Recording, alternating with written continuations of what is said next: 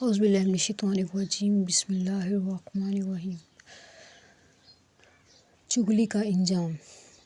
ایک گاؤں میں دو نہایت اچھے دوست رہا کرتے تھے۔ ان کے نام علی اور بلال تھے۔ دونوں بچپن سے ایک ساتھ کھیلتے پڑھتے اور کام کاج بھی مل کر کرتے۔ گاؤں کے لوگ ان کی دوستی کی مثالیں دیا کرتے تھے۔ علی نرم دل اور خوش اخلاق تھا، جبکہ بلال سمجھدار اور مخلص دوست تھا۔ مگر اسی گاؤں میں ایک شخص کامران بھی رہتا تھا۔ وہ بہت چالاک اور فتنہ پرور تھا۔ اسے علی اور بلال کی دوستی ایک آنکھ نہ بھاتی تھی۔ وہ چاہتا تھا کہ کسی طرح ان دونوں کے درمیان نفرت پیدا کرے تاکہ ان کی دوستی ختم ہو جائے۔ ایک دن کامران نے اپنا منصوبہ بنایا۔ وہ پہلے علی کے پاس گیا اور آہستہ آواز میں بولا، علی بھائی، میں یہ بات کہتے ہوئے افسوس ہو رہا ہے، لیکن بلال اکثر لوگوں کے سامنے آپ کی برائیاں کرتا ہے۔ کل وہ کہہ رہا تھا کہ علی تو بالکل کامچور ہے اور بس دوسروں پر بوجھ بن کر رہتا ہے۔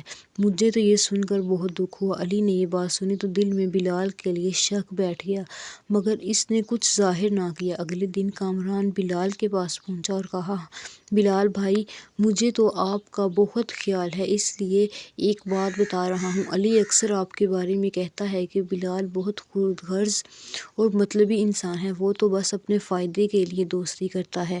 بلال کو بھی صدمہ ہوا، کیونکہ وہ علی کو دل سے اپنا دوست مانتا تھا۔ چند دنوں میں دونوں دوستوں کے درمیان خاموشی چھا گئی۔ نہ وہ پہلے کی طرح ملتے نہ بات کرتے۔ گاؤں والے حیران تھے کہ ایسا کیا ہوا جس نے اتنی گہری دوستی کو دشمنی میں بدل دیا۔ یہ بات گاؤں کے ایک بزرگ حاجی صاحب تک پہنچی۔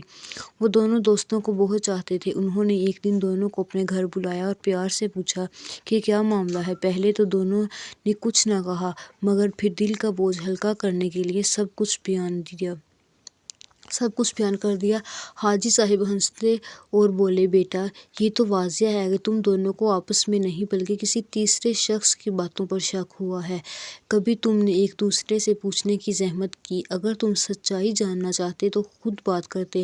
تب دونوں کو احساس ہوا کہ وہ کس طرح ایک فتنے کا شکار ہو گئے۔ انہوں نے فوراً ایک دوسرے سے معافی مانگی اور گلے لگے۔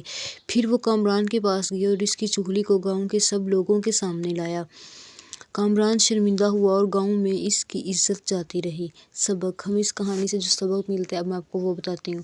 چغلی ایک ایسا زہر ہے جو رشتوں کو خاموشی سے ختم کر دیتا ہے۔ کسی کی بات سن کر فوراً نہیں یقین کرنا چاہیے، بلکہ سچائی جاننے کی کوشش کرنی چاہیے۔ اللہ تعالیٰ بھی چغلی کرنے والوں کو ناپسند کرتا ہے، کیونکہ یہ دلوں میں نفرت اور فتنہ پیدا کرتا ہے۔ ہمیں چاہیے کہ چغلی سے بچیں، اور یہ ہمارے دین کو بھی کمزور کرتا ہے۔